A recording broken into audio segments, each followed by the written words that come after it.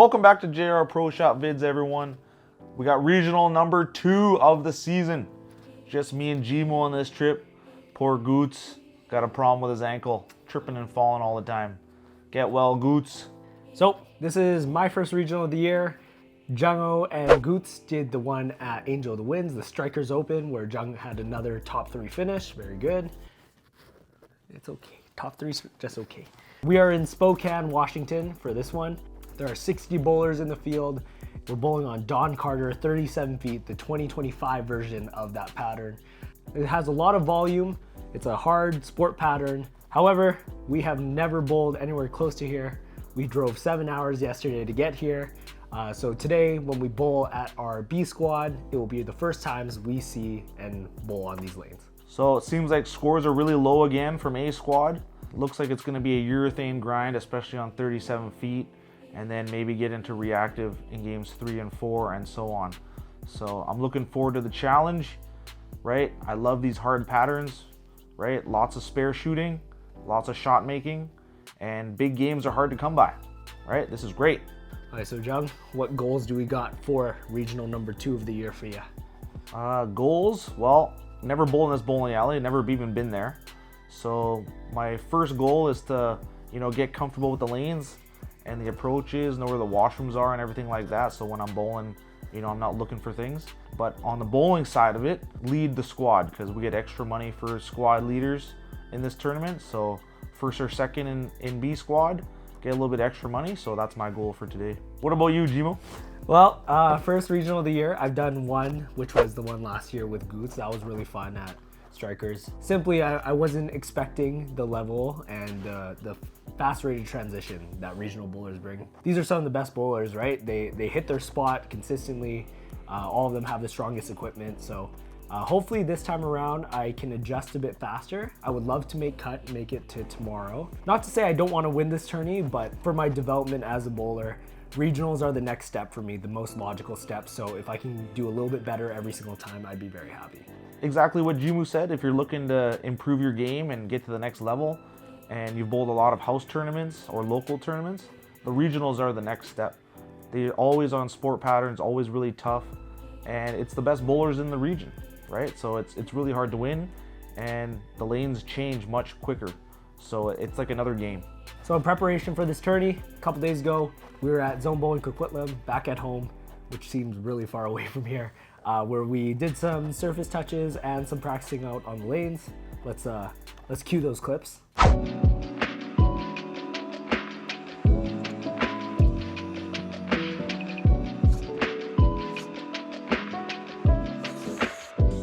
Okay, time to bevel some holes. Hopefully Jungo doesn't see this part because I'm not very good at it. Safety first, kids. The main purpose today is to resurface the bowling balls, try to practice and simulate some lines that we might be playing on the weekend. A lot of good bowlers, so it's gonna burn up the track really fast. We'll be prepared for it. I'm bowling during Cosmic, which is weird. I don't know what's going on, but enjoy the practice.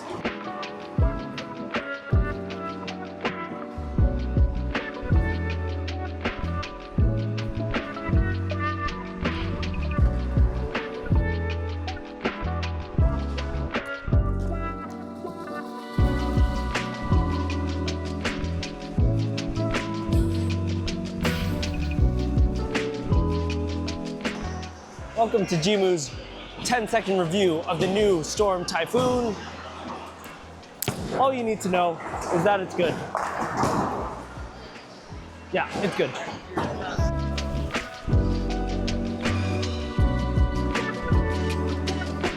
All right, we're here at Zone Bowling. Busy Thursday night. Last practice session before the regional. Got some house bowlers beside us, but you know what? That's good. Good distraction practice. Got to dodge them on the approach and throw your shot at the same time. Good. All right, now back to real time. So Jung, as you saw, I drilled the ball. Thank you again. Why did we drill that ball? I felt like Jimoo didn't have anything at the low end of his bag that really got down the lane and really turned the corner quick, a symmetrical low end piece for that matter, kind of like a hustle. So we went with a Typhoon because it is 37 feet. There's going to be lots of urethane and we're thinking we're probably gonna have to go around it at the end. His bag is really weighted towards urethanes and really upper mid kind of bowling balls, and he really didn't have anything super low that really turned left hard. So drilled him a fresh Typhoon, and hopefully he gets to use it, and hopefully hits the pocket with it. So I'd start with game 1 today? Yes, do that when you walk home, bro. Oh. And just before we hit the lanes, got some brand new jerseys, freshly sponsored by Rift Apparel. My Team Canada teammate Nathan Lajoie. Oh yeah, you're on the team. Yeah. Wow. Our Team Canada teammate Nathan Lajoie, owner operator of Rift Apparel, made right here in Canada, made in Montreal. So you know, if you need jerseys, they're PBA sponsored, and we can get it to you real quick. Right? We're made in Montreal, so we can ship to Canada, US really quick. No 2-3 month turnaround like those other jersey companies that are made overseas. All right, so awesome jerseys. Let's go make them look good out in the lanes too, eh? Woo! Let's do it.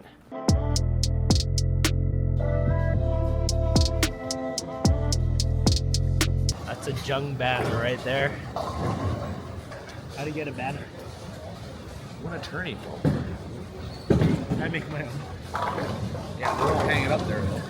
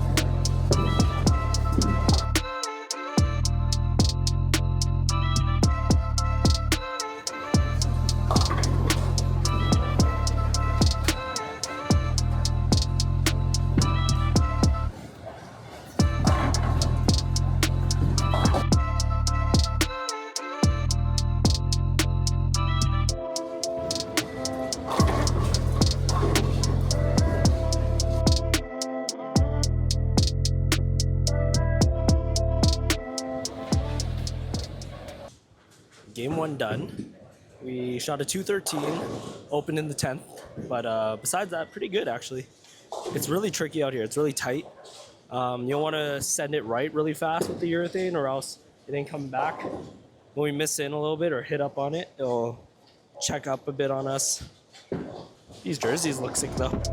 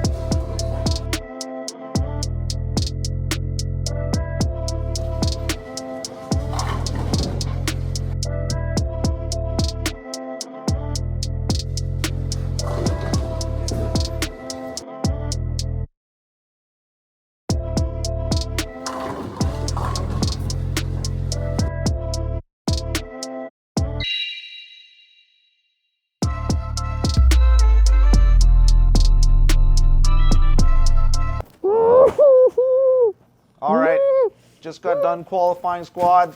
Jimoo missed the cut by 2 sticks. 2 pins! 2! Absolutely brutal. You know how many times I could have gotten 2? Jimoo, the cut's minus 94, bro. Minus 94 for the top 20. Can't even go minus 94. Can't even average 190. It was hard. It was hard. It was really hard. Okay, let's talk about it. 8 games later on some really tough conditions. We'll get on that a little bit later. We're done qualifying. Jungo comfortably sitting at 11th. Quite the journey to get there as well. And then Jimoo is in the cut for a little bit, as you saw. Unfortunately dropped out by 2 pins. First loser, right over here. Yeah. Let's break down why this was so difficult. All right, so we got pretty old lanes here. These are the same lanes that we use in Richmond. And you can just tell they've been here for years. So there's a lot of friction. The ball hooks early. No matter what you do, the ball's gonna hook early. They lay down a ton of oil, and it just forces people to use more surface early, especially the urethanes, and it just eats the oil up and carries it down to the back. Very, very touchy for me for the first 3 games using urethane.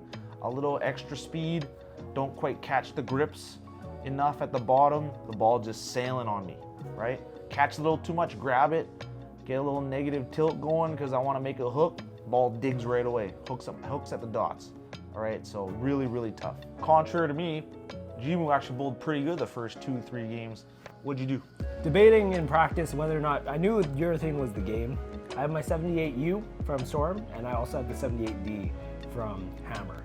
Similar to Jungo said, it's all about your release, and to be honest, the black hammer, if I moved a little bit further left, threw it a little slower, that was giving me a little bit better of a look than the 78U. So we started with that, and it was really nice because I think in practice, my pair was all throwing urethane. I think we created a little carry down for ourselves, so gave ourselves a little bit of hold miss room in the middle. So by doing that in practice, I think it gave me a lot of confidence because I had a little room left and right, so I could just throw good shots, focus more on the release instead of pinpoint targeting, and I was able to put up a couple good scores at the start. Let's get to the nitty gritty, the middle and the end. This is where Jung shines. You know, I can't bowl any more 170s. This is not gonna be good. Not gonna get a paycheck that way. So we're moving in with reactive.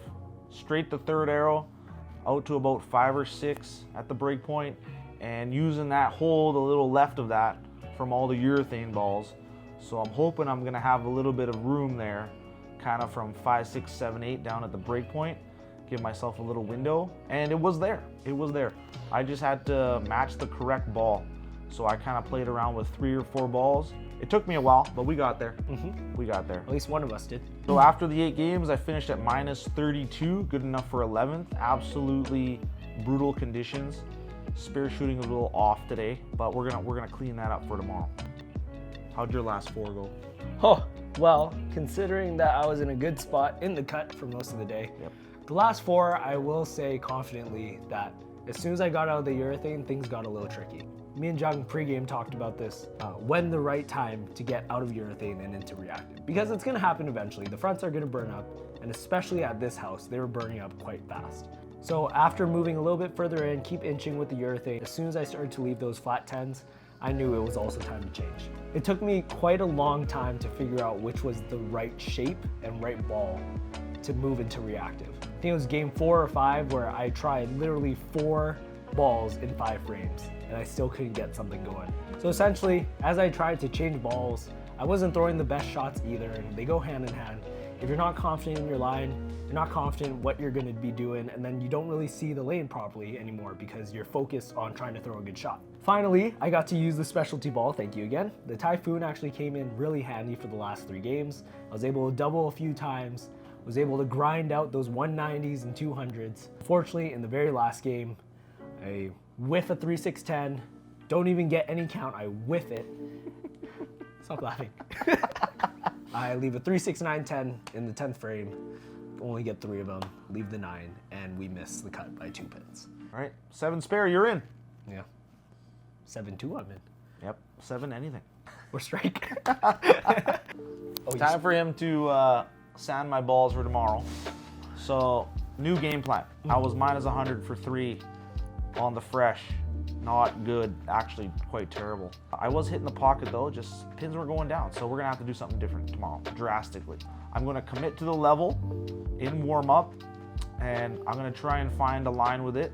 I'm gonna play a little further left than I was today, and we're gonna see how it goes. I'm gonna try and play the line he was playing with his black hammer to start, because he actually had a really good start. But I got the urethane ball just in case, because the lanes never play exactly the same.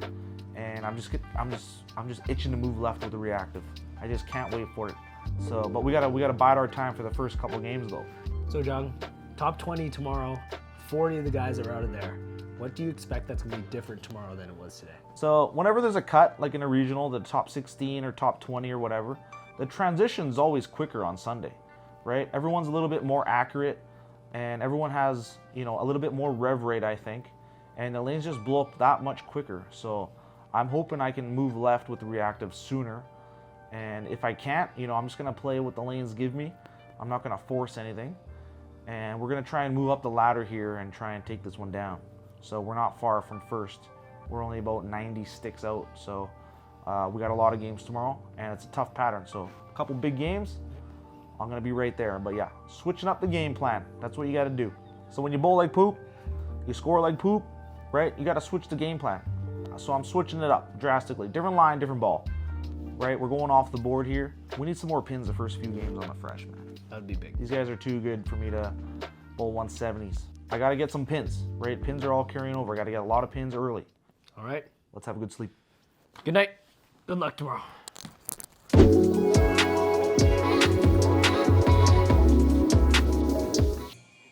My goal today, beat Cruz. Look at him up there. Screwing up the approach. He's got his name on his sweater.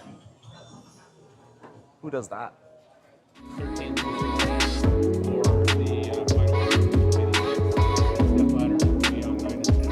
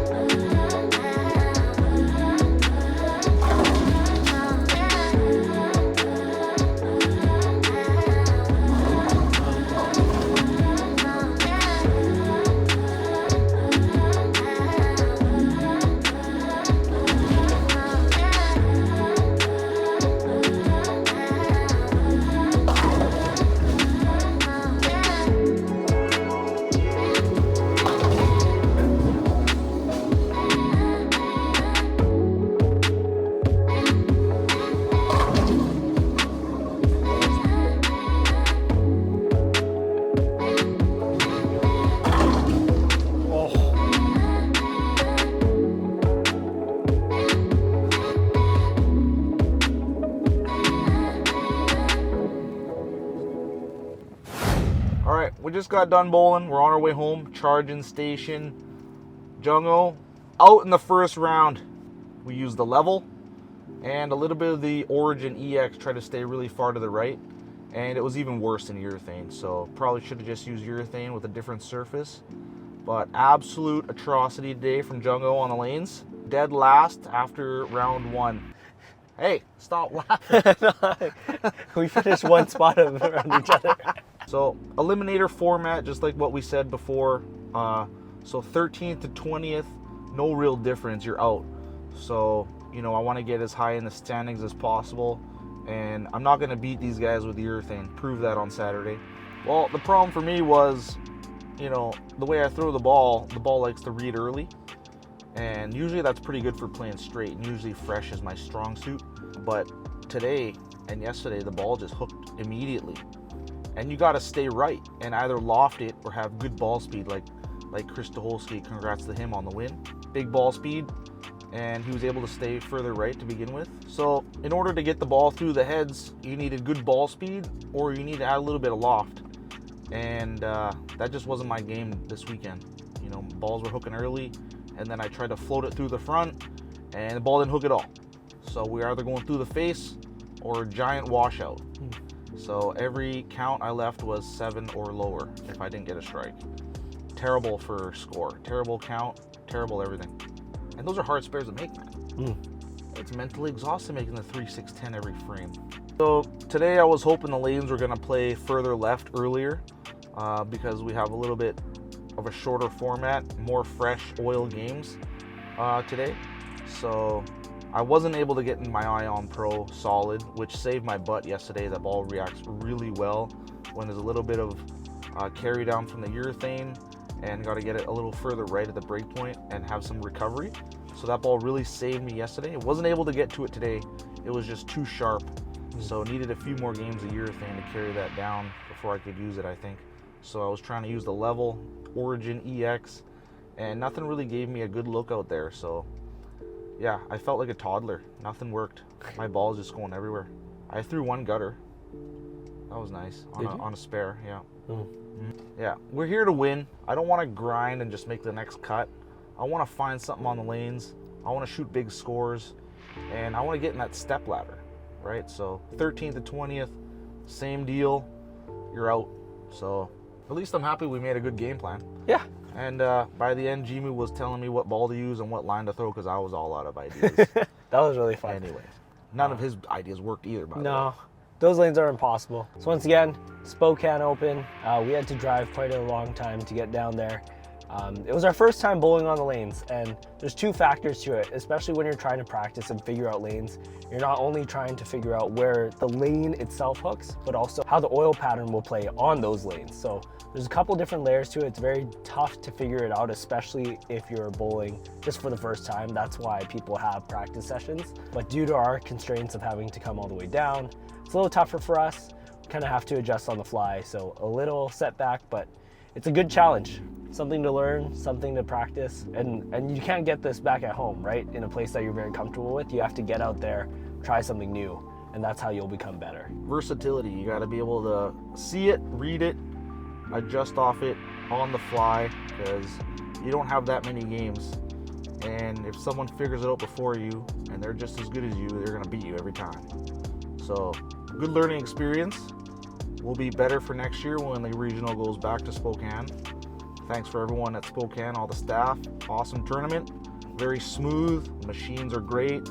You know, no stoppages, nothing. It was great. Great place. Really good. 2 regionals down this year for 2025, 2 cuts for Jungo, and the next one is going to be in July. It's the PBA member, non-member doubles. Some combo of me, Jung, Goots, and maybe someone else will be bowling, hopefully. That's going to be a really fun one in Vancouver, Washington, the other Vancouver. That one's going to be a different format for sure. Now it's a doubles tourney, so we'll see how all the fun happens there. Hopefully no one gets angry at each other. We're all still friends after, maybe. All right, that's all for us here at the regional, Spokane Regional. Congrats to Chris Tucholsky on the win. Great performance on really tough conditions.